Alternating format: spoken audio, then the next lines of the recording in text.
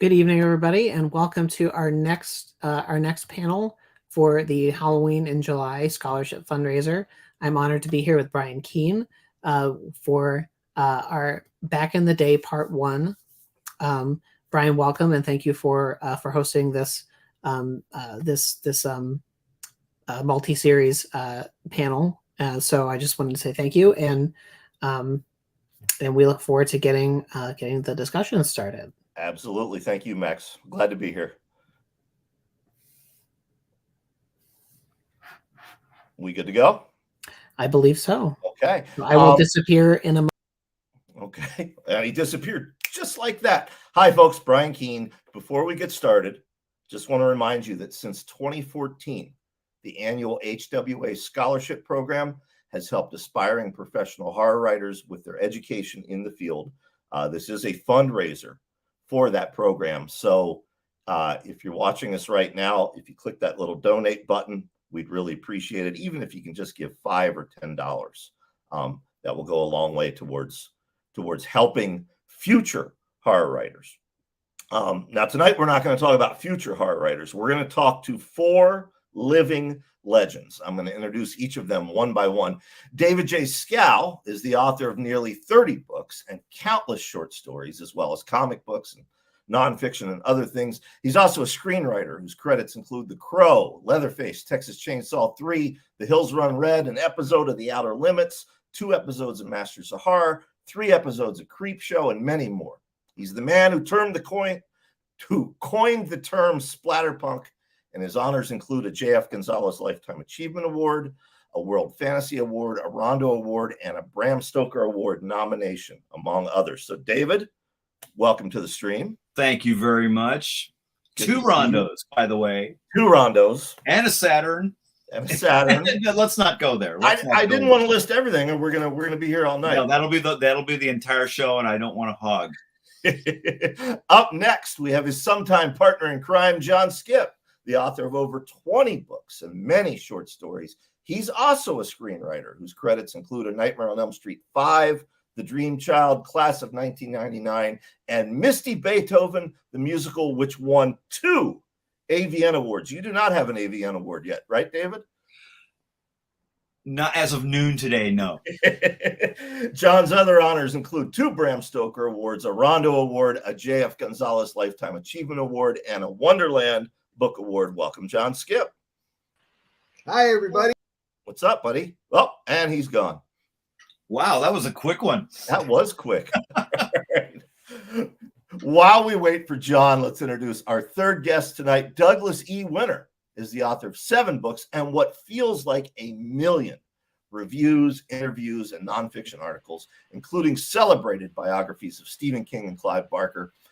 His honors include the HWA's Silver Hammer Award, a World Fantasy Award, an International Horror Guild Award, 2000's Best Suspense Novel of the Year by the Book of the Month Club, and many more. Please welcome Douglas E. Winter. Hello, Brian. Hello. And hello, folks. I want to see Skip's AVN Award fight it out with the Silver Hammer Month Club Award. There's nothing like a naked Oscar. And finally, joining us, Chet Williamson is the author of over 20 books and over 100 short stories, as well as comic books and much more. His honors include an International Horror Guild Award and six nominations for the Bram Stoker Award. He is also, of course, a renowned audiobook narrator. Please welcome Chet Williamson. Hey, Chet. There he is. Oh, and now there he is. What did you do, Skip? I didn't do anything. I'm just sitting here. He's doing sorcery. He's doing arcane hand movements and stuff, and he's Chet's going to appear by audio only, apparently. Yes. Okay. Well, while we wait for Chet, the still picture. I want to explain to our audience. We got a lot of folks watching tonight. I want to explain to you. This is not the old folks panel. Okay. John is only 10 years older than me. David's only a dozen years older than me. And Chet and Doug are both a few years younger than my parents. Okay, so this is not the old folks panel because I am not fucking old. Are you guys fucking old? I've had girlfriends way older than you. Yeah, so there you go. But These gentlemen are of a generation of horror writers for whom many things were different. All four of them are important voices who still have valuable things to say and whose impact influenced those of us who came along a decade or two later. So, if you're a fan of Joe Hill, Rath James White, Jeff Gonzalez, Brian Smith, Mary San Giovanni, Stephen Graham Jones, Monica O'Rourke, Tim Wagner, Josh Mallerman, Dwayne Straczynski, myself, or countless others, you owe these four gentlemen at least a partial debt because they are part of the reason we are doing this. So, guys, my first question, when someone summarizes your careers the way I just did, what is something that never gets mentioned that you wish people remembered about you? David, let's start with you. Well, usually people boil you down to a very convenient epitaph. And in my case, the epitaph would be Splatterpunk guy, Fangoria guy, Outer Limits guy, Crow guy. And you know what? I'm happy with that because in this field especially, and I'm talking writing, not horror, all writing. Yeah. You don't get, the crime is that you don't get to pick the thing that makes you famous or makes you immortal. Other people get to pick it. So we got to go with what they say. And then we spend most of our time correcting everyone. No, it's not that. It's not that. The book's not horror. It's actually suspense. It's, it's a thriller or something like that. I'm going to fall back on the Harlan defense and say, as long as people say he was a writer, I'm good with that. Mm-hmm. John, what about you? Well, I'll tell you, the one thing I could fucking never hear again for the rest of my life is Nightmare on Elm Street 5, The Dream Child. Yeah, if there's one book that I wish everybody would read, it's The Emerald Burrito of Oz, which is the heartwarming tale of some people who wind up in Oz, which is actually real, and the government wants it to, and it's just the most fun I ever had writing a book. A fine Babbage Press publication, by the way. Thank you very much. Currently now housed with the Eraserhead nuts. Okay. Yeah. Chet, what about you? I don't know. I've written over a number of different genres, and it's been my career goal basically to fail in as many as I could. And so, I think I've done that to a certain extent. But I have no idea what I'll be remembered for. If it's just that I was a writer, fine. If it was, a narrator of audiobooks, that's fine too. If it was just for my arrest record, that's fine too. or my style, my sense of style. Because I wore this tonight to sort of celebrate how we all used to dress this way for our Zoom meetings in the 1980s. That's so true. Oh, so, Mary. I had no Zoom meetings in the 1980s, Chet. I'm sorry. You didn't, Doug. You're in that part of the multiverse. Okay. Yeah. Chet, do you in fact have leather elbow patches on that jacket? No, I do not. Okay, so we're not going that far back. It's a straight Navy suit. No. Are you wearing pants though? So yeah, it's a fraud. I dress like this all the time at home. Yeah. No, we scored a stack of old Mystery Scene magazines, and in the back they'd always have photos from the conventions, and there's young Paulie Wilson and young Dallas Mayer and young Doug, and all of you are dressed to the nines. I mean, Paul kind of looked like Herb Tarlick from WKRP, but there was no black T-shirts and jeans. Everybody was, When John Skipp first met me, I was wearing a black three-piece suit. That's true. Right. Yeah, and I wasn't. No, and he was not. And he immediately tried to get as much alcohol into me as possible. Yeah, which was a good thing. Yeah, I think I was wearing jeans held together with duct tape at that point. Doug, what about you? What's something you wish people would mention? They don't. Well, I tend to agree. I think David said it very well. That people are going to decide on their own what they're going to have to say about me. I always tried to be something of a whack-a-mole, to do something different each time out of the box. Yeah. And that's possibly why I ended up, without as much infamy as some, because, I didn't write a novel a year. I didn't write a nonfiction book a year. I didn't edit an anthology every year. I did all of those things. There are little things I like to remind people about. I was the guy who wrote the first zombie mashup. for John Skipp's anthology, actually, Less Than Zombie. But I suppose if there really is one thing, it would be that, I was the guy who said, horror is not a genre, it's an emotion. And then I set out to prove that, not simply to the people who write it, but to the mainstream in terms of criticism. And, HWA actually at one point in time had that put onto their T-shirts, which was kind of nice. And I suppose if I have to have an epitaph, I'm not planning on one, at least soon. That would be it. That's a good one. That's a good one. I have that clipped to my bulletin board, actually, that quote. So, Chet brought up Zoom in the 1980s a moment ago, but of course, the internet did not exist when you guys were starting out. So, how did you find the markets you submitted to? Where did you get the submission calls? And more importantly, how did you find your friends, your tribe, your fellow writers? What's a submission call? What is the strange language of which you speak? Well, let's talk about that, because I went to the nearest magazine smoke shop liquor store and bought magazines off the rack and submitted to those magazines. They were mostly science fiction magazines at the time. I spent about 15 minutes worrying my way through Writer's Market before I decided that wasn't going to work. Writer's Market, for those of you who don't know, is a giant book of all the published places you could submit fiction to back in the days of stamped self-addressed envelopes and no Xerox copies accepted because they were illegible, according to the people taking them. Literally, I went to the stores, I got the magazines, and I sent stories to those magazines. Yep. Exactly right.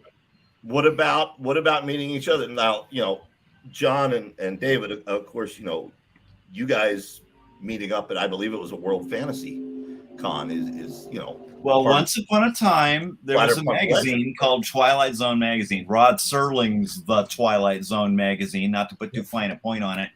And there was no community except when you all sold a story to a magazine like Twilight Zone or Escapade or Cavalier or Gent or something like that. There was no community of writers there. But in Twilight Zone, they always had these little things in the front of the magazine that said, this issue's contributors.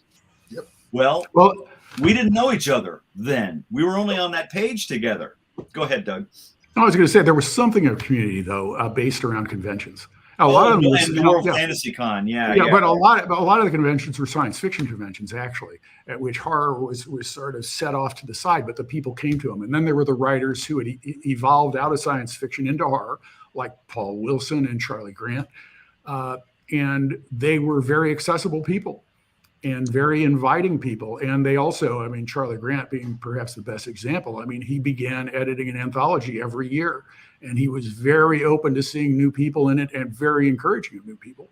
And those kinds of connections, can't be overemphasized. They were at that point in time some of the best connections that you could have, because they might not accept everything that you sent to them, but they would encourage you to send things, and they'd point out other opportunities to you, and they'd give you their own experience in terms of submitting, where to go with the kind of fiction that we liked. And that was also very helpful. In that vein, I have a question for everybody. One thing, go ahead, Chet. That hasn't been mentioned and probably won't be, and that's APAs, Amateur Press Associations. In 1973, I believe it was, I joined the Esoteric Order of Dagon. And that is a thing with 30 guys and girls, and we would write our own zines. I used a mimeograph, the Spirit mimeograph that smelled so great. And we would send out to the official editor, and the editor would compile all of them, and you would get a mailing, which was one issue of everybody's magazine. And there were reviews. We did reviews of, horror and films and books. And it was a great way to make connections. And when I went to the first World Fantasy Convention in 1975 in Providence, I already knew a lot of people in the field because I had run into them and contacted them through these APAs, and they were great. And World Fantasy is really where it started for me. I went in 75 and 76. Yeah. And met so many people and just stayed in touch with them forever.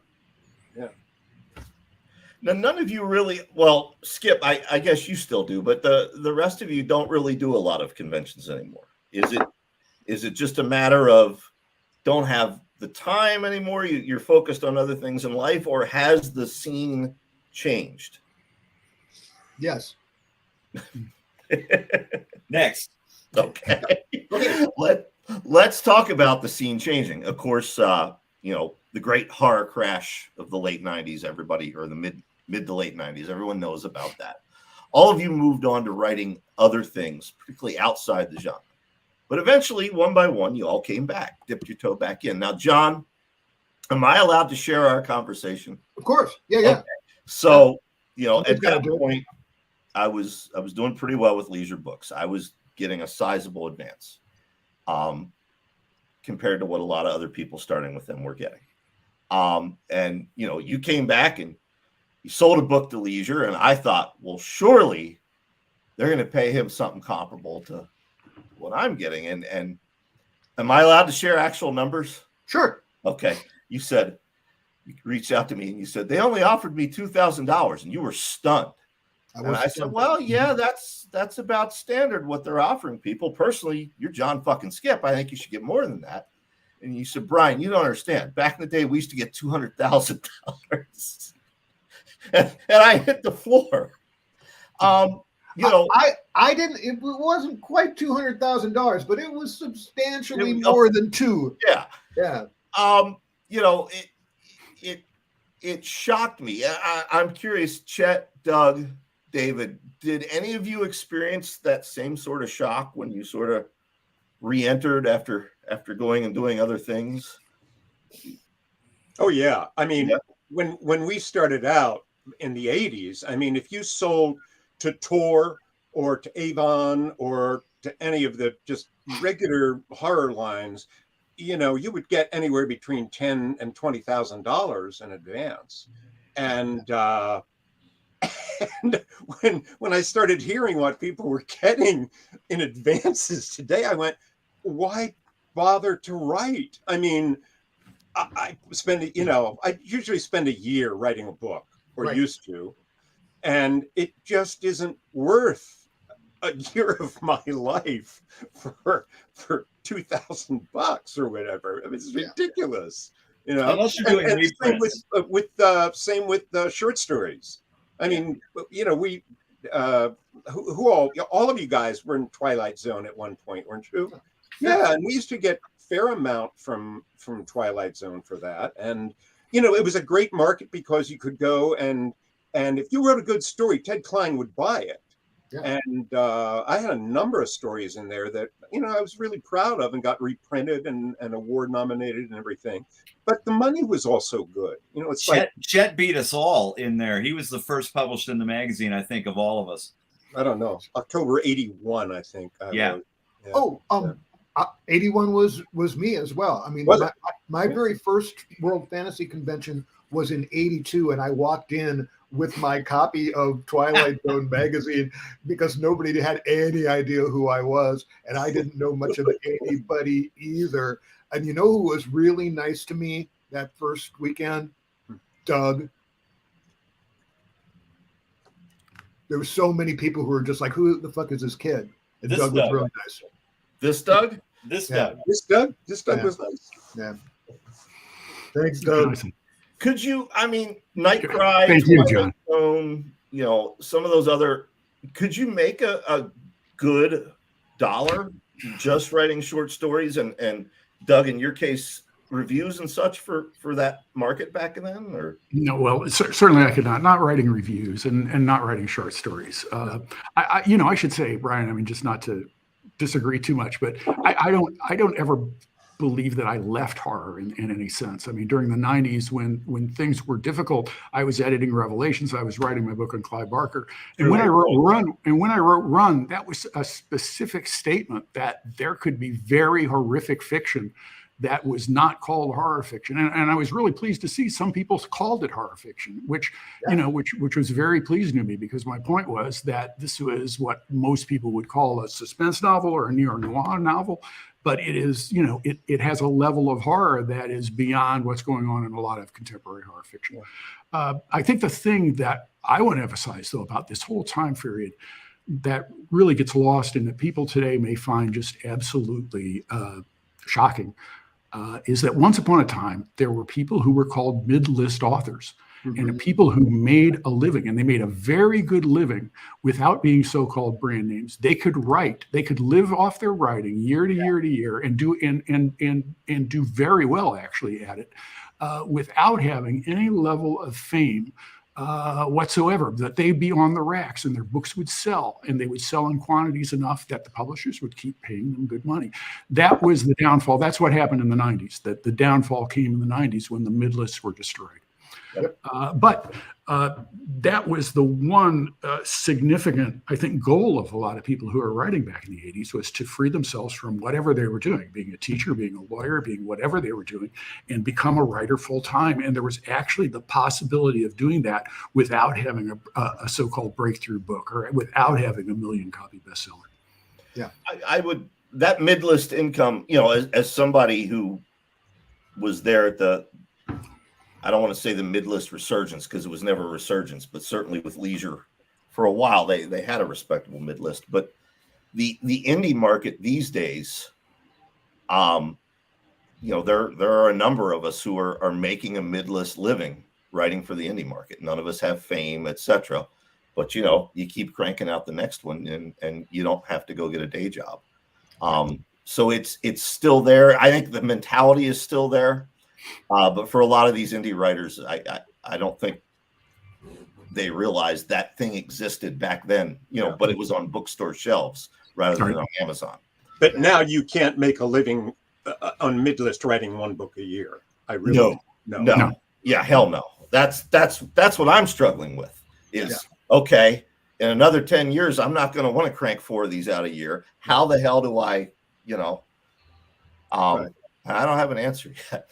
Well, I was a writer for advertising, and I actually stayed in that on a freelance basis while I was writing my fiction. And I mean, I did that for years and years, and it was sort of fun, and it was like writing industrial shows, industrial theater. Don't get me started on that, but it's absolutely bizarre. Just like Robert Bloch. It paid well. And so if I didn't sell a book that year, that was fine, because I, made enough money freelancing in other ways. Can I make a point to your earlier question here, Brian, which was, what was the deal with the magazine sales? New York City, big ass New York City publishing at the time always looked at the magazine markets as a field to cull novelists from, because they weren't interested in short stories. To this day, you can't sell a short story collection except to us at Cimarron Street. And if you were visible in the short story realm, if you were in Nightcry, if you were in Playboy, if you were in Twilight Zone magazine, they always came at you with a book contract. Yep, because that's the way that they saw getting in. And a lot of short story writers just aren't novelists. Yes. And you have to multitask, which leads me to the modern day answer part of the question, which is some of us went into showbiz. Right. Movies and TV specifically. Right. Yeah. Which has a whole different set of challenges. Because you can't get health insurance writing one horror novel a year. Or a dozen short stories. Yeah. Right. So Chet, I think with the exception of you, all of you have edited too. Primeval, Silver Scream. In fact, I think this is a Silver Scream reunion right here. These are all contributors to my anthology sitting here right now. Yeah. Book of the Dead, Revelations, which Doug mentioned earlier, Mondo Zombie. Something I'm curious about, having sold a number of anthologies here recently. Of course, the Joe Lansdale tribute drive-in and some other things. It's like pulling teeth to sell an anthology these days. What was it like back then? It's Like always I been like want to pulling teeth. believe, Doug, that Prime Evil just started this bidding war, and you could pick and choose. Yeah, hey, there, you got your copy. I don't have mine. Yeah. But Primeval prompted a bidding war for Revelations. So Primeval came as a really fascinating way. I was very fortunate. I was being interviewed by the Washington Post about my book on Stephen King and about some of the short stories I'd written. And they asked me what I wanted to do next. And Faces of Fear had just come out, and I was writing more and more fiction. And I said, what I'd really like to do is to produce a state-of-the-art anthology about the mainstream of horror.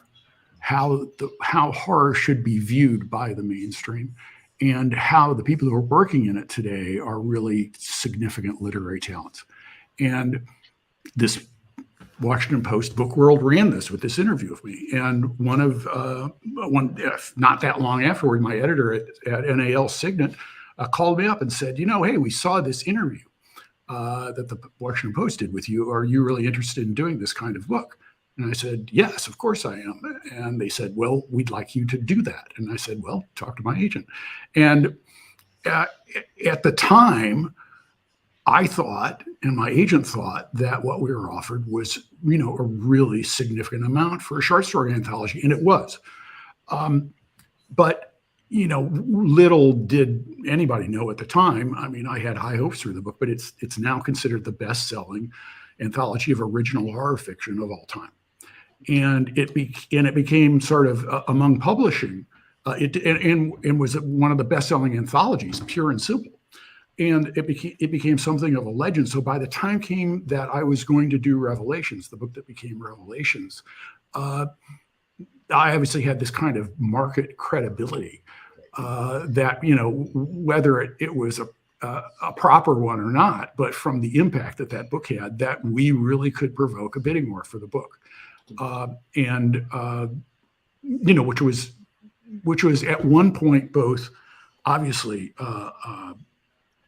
exciting and obviously endearing, but at the same time, you kind of sit back and think, but folks, this is a short story anthology, and there is some truth to the publishing dictum that short story anthologies don't sell, if only because publishers have that mindset themselves. So that when they have this, what I had done is put this concept together for that book, if you've read it, which structured it as essentially a novel written by 13 people, which I had hoped would enhance its sales potential. Did it live up to the potential everyone had for it? I mean, it lived up from my point of view, from the aesthetic point of view, from the literary point of view, from what I was trying to establish. From a commercial view, no. And certainly that was to a certain extent not surprising to me, because there was a significant bid made for it. And which again, I was happy to have, but what happens then is the same sort of situation that we've seen all too many times in publishing, where someone gets a nice advance and then they publish their book, and now it's time for the next book, and the next book comes out and it doesn't quite live up to the first book, for which the significant amount of money was paid. So now when they come with another book, two things happen. It's either we don't want the book, or the offer drops significantly because they're looking at the numbers and they're counting the beans, and they don't really care. It's a product. They don't really care about the aesthetics of the book. They don't really care about its value as a piece of literature or as a piece of fantastic writing of horror fiction. They're looking at it as just a product that they're packaging and selling. And if it doesn't live up to the last one, you're not going to get paid as much, and it's going to go down and down and down. And we've seen that happen to so many people. It's such an unfortunate thing. And that was part of the destruction of the bid listers, was that very thing. John, you experienced something like that as well, right? Well, it happened to us with the collection Deadlines, which was supposed to be our fourth book after The Light at the End, The Cleanup, and then The Scream. And we had very, very, very good sales on those three books, and like two of them hit the low end of the New York Times bestseller list.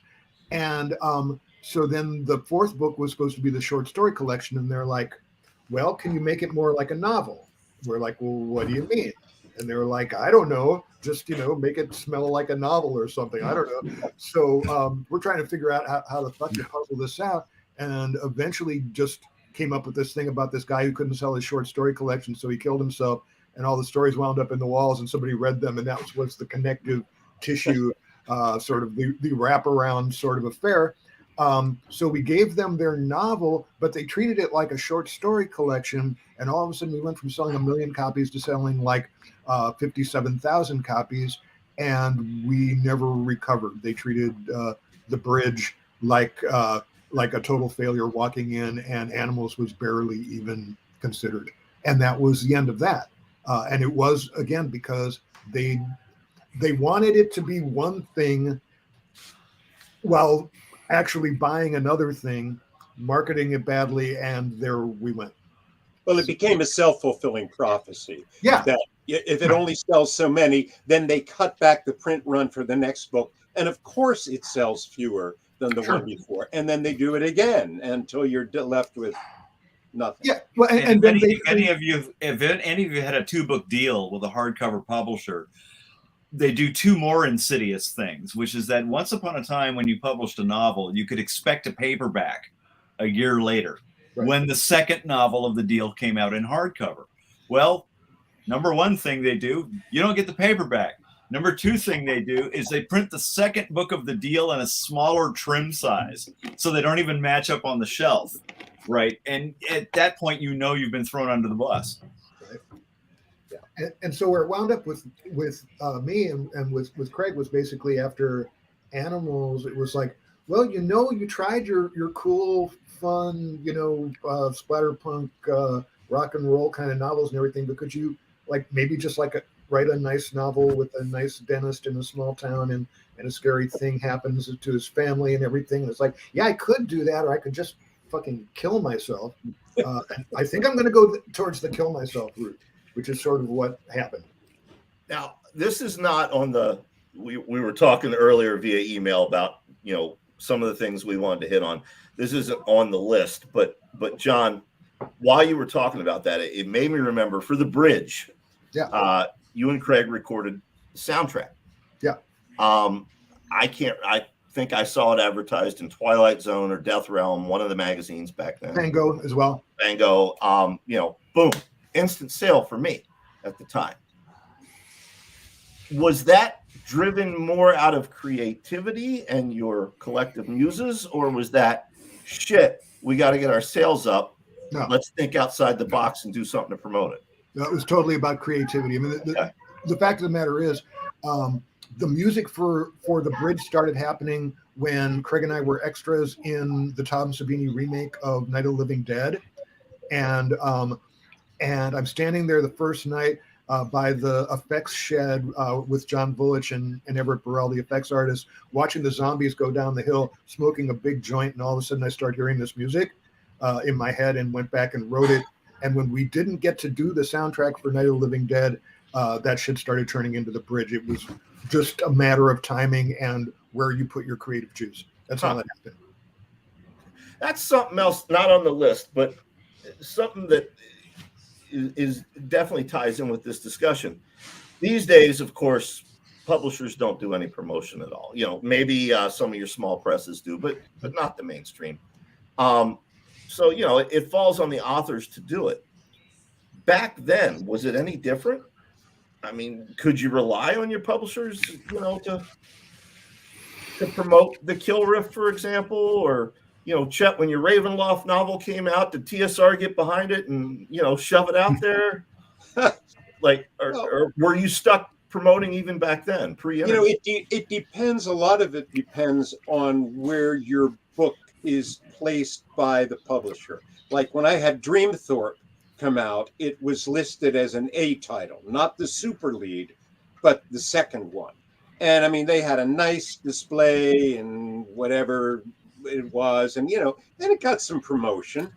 But because they were trying to market it more as a popular horror novel, and instead it had a Jim Warren cover of a gigantic tree guy going, "Ah." Right. It was just like generic horror novel. Bang. Oh yeah. And it sold okay, but it sold like a generic horror novel. It didn't sell like what they wanted it to be. Right. Yeah. Yeah, I think the general, the general premise in New York publishing today is the same as it was then, which is that it depends on how much is invested in the book, how much is invested upfront as to how much publicity that they're willing to put into it. And usually it's not a great deal.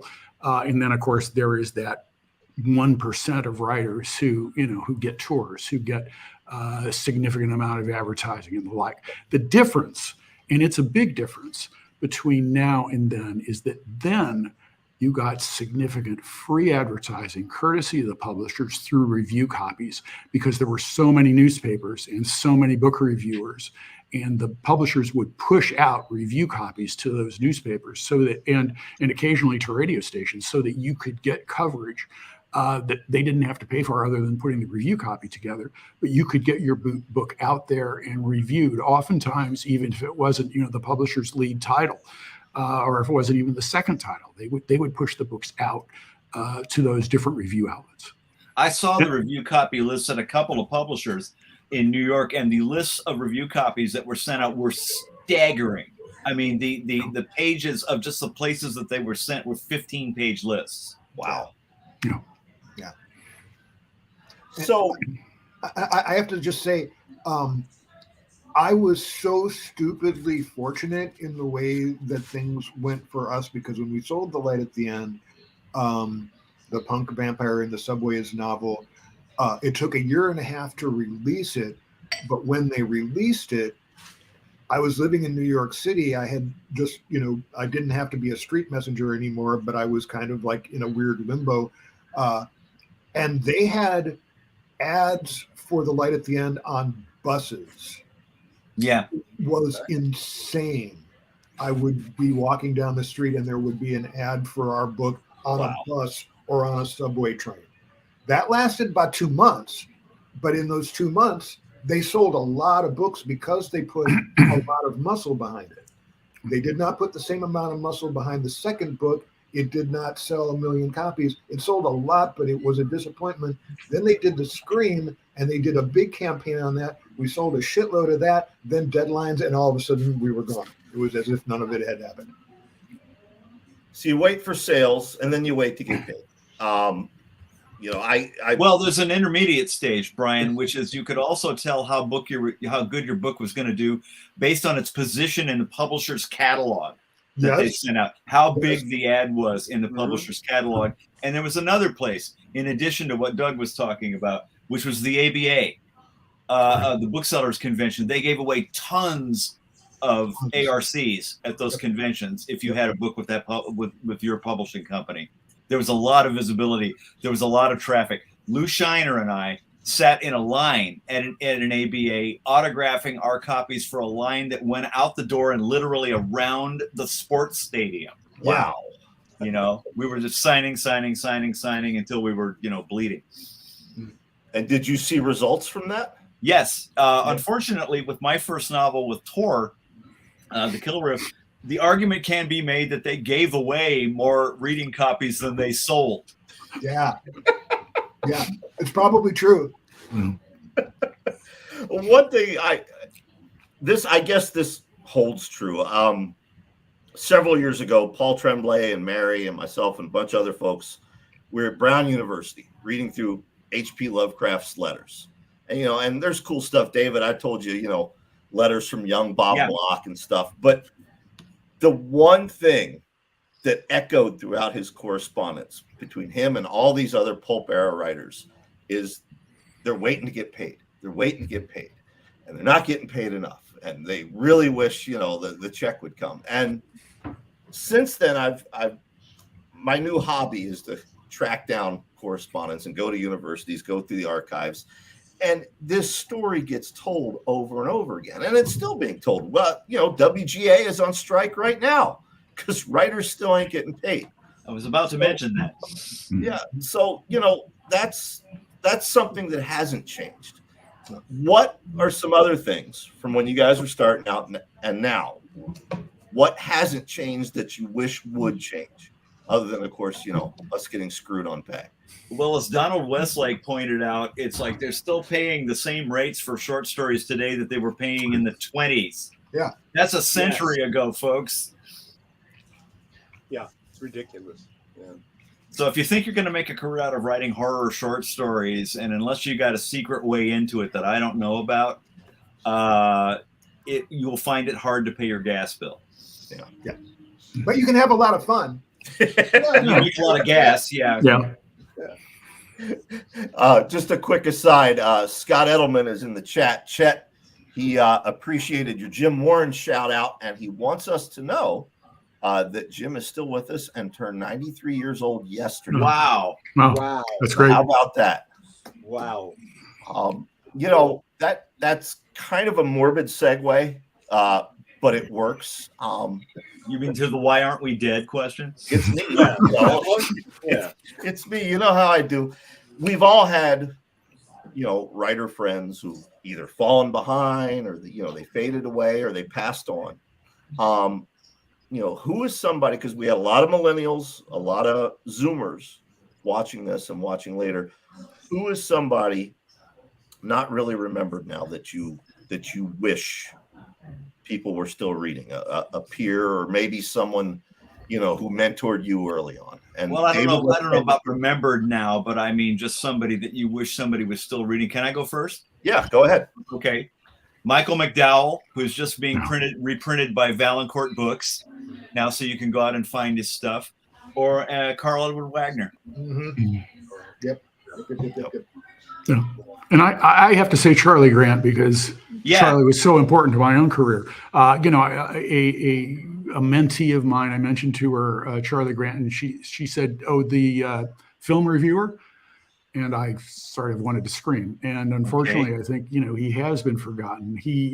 Because he was very instrumental in the lives as well as the careers of so many writers of horror fiction back in the 1980s. He had a certain amount of controversy around him, and had sparred a little with John over the whole question of quiet horror versus loud horror. But he was a good-hearted, a very good-hearted man. But I'll tell you, I got some of the best rejections I ever got in my life from Charlie Grant. I never. And he also Shadows. Right. But he also, Shadows, he had at least 10. I think there are a total of 12, actually, anthologies under the Shadows title. And he was doing an anthology every year. And that was a great market for people because he was very open to new writers and very encouraging of new writers. So he's someone who, I wish would be much better remembered now. And plus, he was a good writer. Yes, he was. Yeah. He was. Yeah, Doug, I don't know if you remember this or not. I guess around 2005, a bunch of us did a signing in Falls Church, Virginia. And afterward, we all went to a party at author Matt Warner's condominium. And it was when Charlie he'd gone into hospice or he'd just passed. I can't remember which. But Mary, who Charlie mentored later in life, and Jesus Gonzalez and myself were kind of standing in the kitchen, and the three of us were just talking about, Jesus, I can't believe Charlie Grant didn't have better health insurance, and you happened to be walking by, you'd gotten a drink, and you looked at me and you said, now you know what keeps me awake at night, kid. And then you wandered off to talk to Lisa Newell and Paul Wilson. But that's really not something that has changed. We have writers recently who've been in the same situation. So I don't know. I had a point. And we've lost, several people who were quite good. I mean, David and I had a very good friend, Melissa Mia Hall, and she passed away because she could not afford insurance. It's just heartbreaking. And also, to witness it firsthand is particularly heartbreaking. And that hasn't changed. The HWA has been trying to do things as far as getting people medical insurance and medical coverage. And I think that's great. But at the same time, it would be really nice if there were some arm of the organization that could teach people how to manage money. That you've got to invest your money, because even if you're successful, it's not going to last forever. And you've got to have something put by. And I mean, I don't know how to, go about. I think it's the suit that's making me say this today. Yeah. My seminar, Green. right? Thanks, Mr. Green. Yeah, but it's true. I mean, so many times we see people use GoFundMe's to pay for their medical bills, and that's a damn shame. I mean, we contribute and we do what we can, but I don't know. This goes all the way back, Chet. This goes all the way back to saying, listen, you need a class in high school that teaches people how to manage home finances. It's true. No. It's true. Yeah. I mean, you got a lot of 30 and 40-year-old children out there that don't know how to manage their own finances. Exactly. But it's also 70-year-old children. It's also, though, it's sort of a sad comment on the nature of the business, though. In terms of, we talked earlier about the advances getting smaller and smaller, and then the publishers basically showing you the door. That is the common experience in the publishing business. Those success stories we hear about are rare. They're few and far between. And I'll never forget, and I won't mention the person's name, but one of the Borderlands boot camp graduates, we were very thrilled, received a 6-figure deal based on something that person had written and shown at the boot camp, and people had commented on. And I'll never forget Paul Wilson saying to that person, don't quit your day job. Because that's the nature of this business. That money was good money, but it was, if you just have spending it in an ordinary way, it's going to be gone in 3 years. Yeah. And it's a shame, but that is the nature of this business. It's something that people have to confront from the get-go and think about when they start earning money, particularly if they start earning some good money. Yeah, I don't want to turn the panel into this. If you are a bright-eyed young hopeful who wants to make a career out of writing horror fiction, something that didn't exist before Steve King made it possible. Right. Okay. But there is a chance in this universe that you won't get a chance to be Steve. And if that happens, you have to be prepared. You have to be battle ready. For this kind of thing. It's not like we're sitting here like an old guard trying to knock down anybody that has aspirations, because we all had aspirations. We still have aspirations. Yeah. Exactly. We're not past it. It's like we're not out of the game yet, and we're having just as much trouble with our finances as you are. So I just remember that I got paid the first time that I sold a TV script, the first time that I sold a feature script. I got paid more money than I'd gotten paid for all of my prose writing up to that date. At that point, it was embarrassing. It wasn't even close. But now we're all on strike. Yeah. The Hollywood paradigm is burning to the ground as we sit here. You brought up aspirations, and again, we didn't go over this beforehand, but I think it's a good closing question. And then if we have time, I want to get a couple questions from the viewers. But you're right.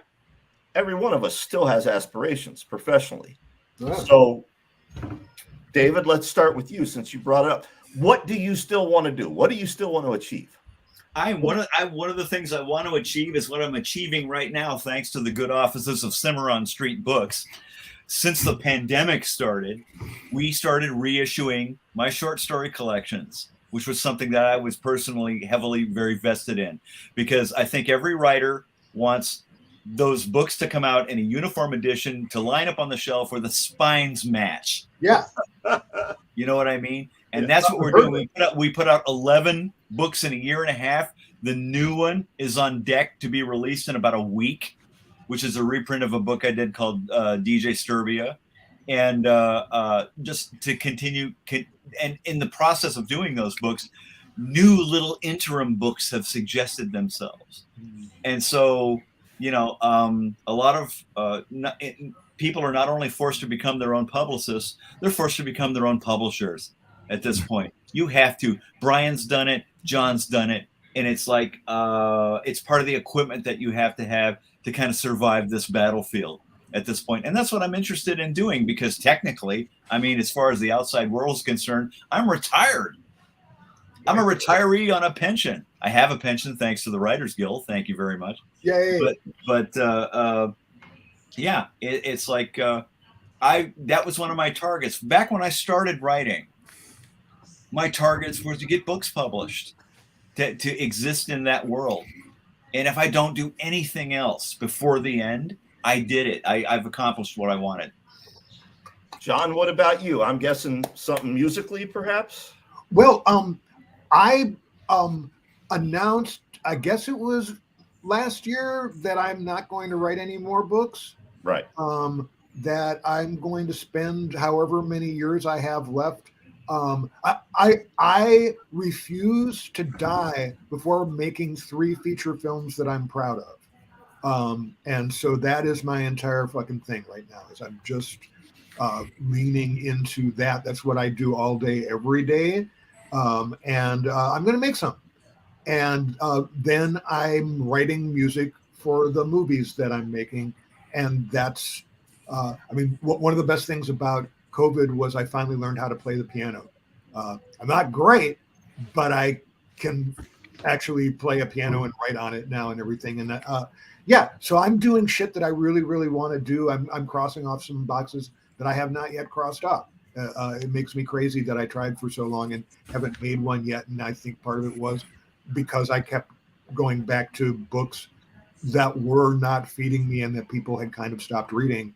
And those books are still there, and I'm really, really proud of them. But fuck it, I'm going to make a couple movies. That's what I'm going to do. Okay. Yeah. Folks, if you have any questions for our panelists, go ahead and type them in the comments now. Chet, what about you? What's on your bucket list you still want to achieve? Well, the Nobel, of course. But other than that, no, I've kind of, my writing has almost completely stopped. I do a short story every now and again, but there's a novel that I've been messing with for years, and it doesn't go anywhere. Same here.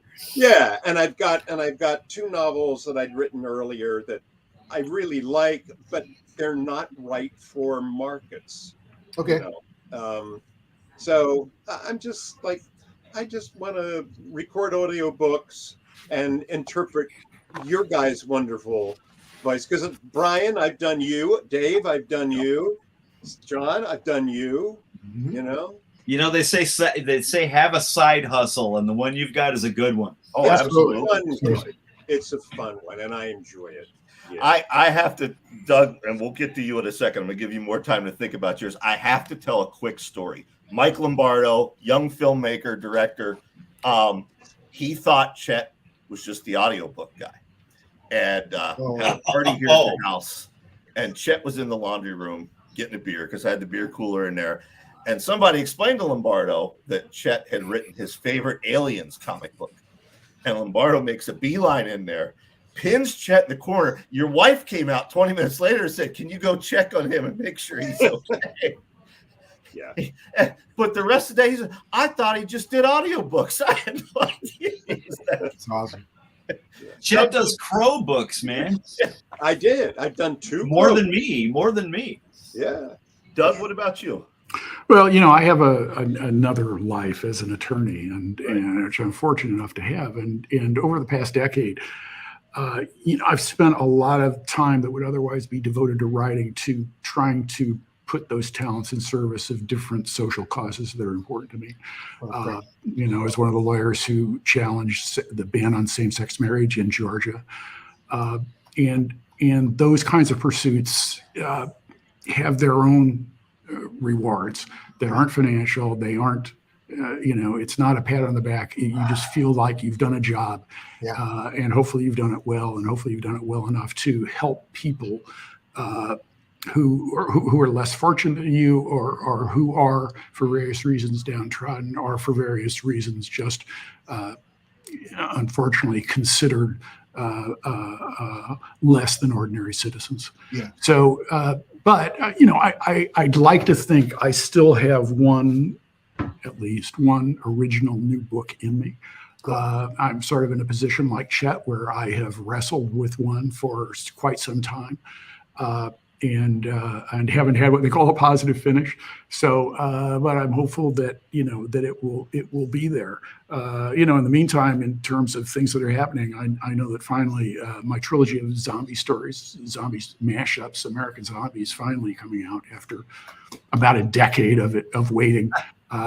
And John is in no small part one of the instigators of those stories.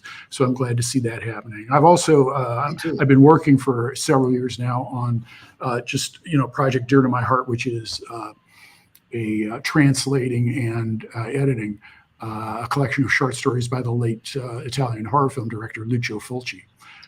Who befriended me in the waning days of his life, and I became very close friends with his daughter. And that is finally almost reached fruition. I hope it's going to be out this year or next at the latest. Wow. Awesome. Yeah, that's great. Awesome. All right, we got time for... throw one. Yeah, go ahead, Chet. Manly Wade Wellman, who was a wonderful writer, who's often forgotten today, but he wrote a thing about writing that I loved. And it was something along the lines of, when the stories stop coming, maybe it's time to stop writing the books and just start reading them. Go to the bottom of the hill, and maybe there will be a soft place to sit. That's nice. I love it. Wow. I'm a huge nice. Wellman That's fan. very I've never read that quote. Yeah, What's that I from? wish I could find it. I cut it out and put it somewhere, and I lost it, and I haven't been able to find it since. But Well, that's beautiful. All right, so we'll do two questions from the audience. Anne asks, "Is it impossible to reprint older anthologies today because of rights issues? I'd love to get new editions of some iconic anthologies." Hang on a second. Give me 1 second here. I'd love to get new editions of some iconic anthologies, but I know it might not happen because of literary estates. Can I go first? Yes, I'm Please. looking at you. We just reprinted Silver Scream, which all three of these guys are in, after it's been out of print for 32 years, in a brand new edition with the cover that I always wanted since the late 80s on the book, and you can get it at Amazon. So yeah, it's possible. It's possible, yeah. I mean, and so much of those is, as I'll speak with my lawyer head, is a question of the contract, the original contracts, the original license agreements with the individual writers. I mean, if they conveyed the right to do that, then by all means, it's possible. Yeah, I'd love. But sometimes those books get tied up, of course, with the publishers. The publishers have the rights, and you've got to get the rights back from the publisher. As the editor, you've got to get it back from the publisher, which can be a hassle. I mean, as a fan, I'd love to see Whispers reprinted, and Stuart Schiff's Whispers, Charlie Grant's Shadows, Night Visions. I'd love to see Night Visions continue. Oh, yeah. But all right. Other question, last question. This one's kind of a serious question. What is everyone's perspective on the incident that prompted Brian's essay, and in turn this stream, the Stuart Schiff reaction comment of feeling forgotten? Now, I want to correct that.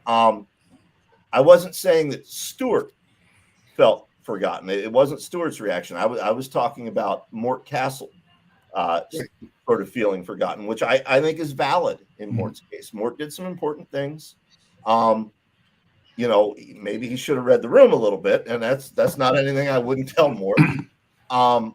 But that is what inspired this series. As I said at the start, we are in a time where there are more published horror authors than there's ever been in the history of the industry.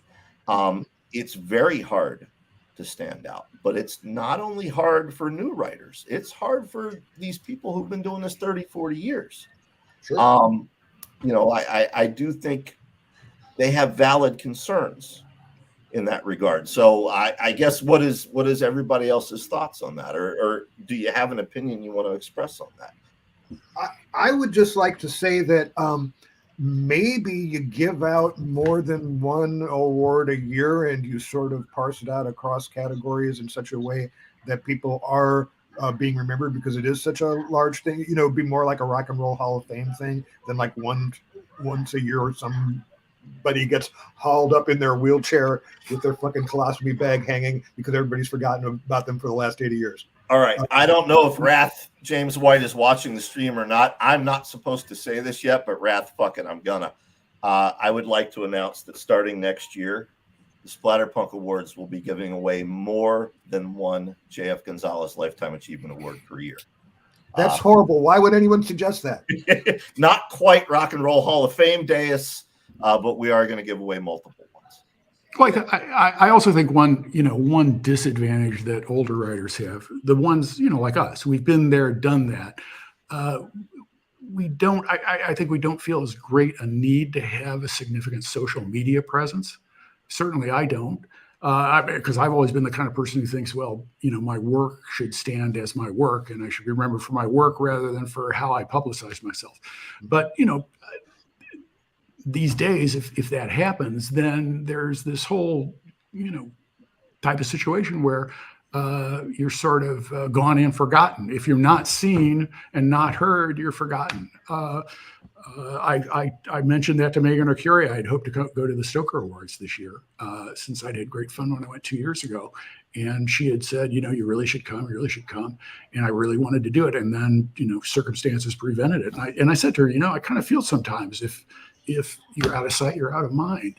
And I think that's generally true about older writers and their approach to their careers. They're not, not trying to churn up information about their past and not trying to promote their past. And they don't have as many new things to promote. So they're not out there shouting from the rooftops, hey, I'm here still. I always think about a thing that Chris Rock said at the MTV Music Awards about 30 years ago when he was talking about how Sir Mix-a-Lot wasn't mixing as much as he used to, and how the saying was, used to be here today, gone tomorrow. Now it's here today, gone today. And that was 30 years ago. So, yeah, I mean, shit, if there's more people, when you're already in a pre-obsolescent disposable culture, yeah, the odds are good that the only people who are going to remember were the ones that actually cared in the first place, or the people who actually got it handed to them by somebody else and said, check this out. And they went, oh, this is cool. And the weird thing is, you don't know 100 years from now which completely obscure artist that none of us ever talked about is going to be the thing that everybody's fucking like rocking over at that point, because it will hit a nerve. Things happen because they happen. It's just... There is not an actual rhyme or reason to this stuff. It's like, the ocean waves and the universe peoples, and people come in and they do stuff, and sometimes it catches and sometimes it don't. Well, also, there's no guarantee of immortality, no matter how great the thing that you're writing is. Yeah. It's like there's, that's not the deal that we signed on for, and that's nothing that we ever expected. There's no guarantee that you're going to be remembered for any reason. You just got to play as many cards as you have. Oh, unless you shoot somebody famous, then you got a good chance. Yeah, but they'll even forget that shit. Yeah.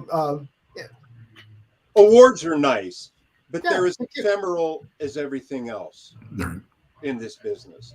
And it's like, if we were there, we had a lot of fun while it was happening. We were the rock stars of our time in that small genre that we liked. And, sometimes that should be enough.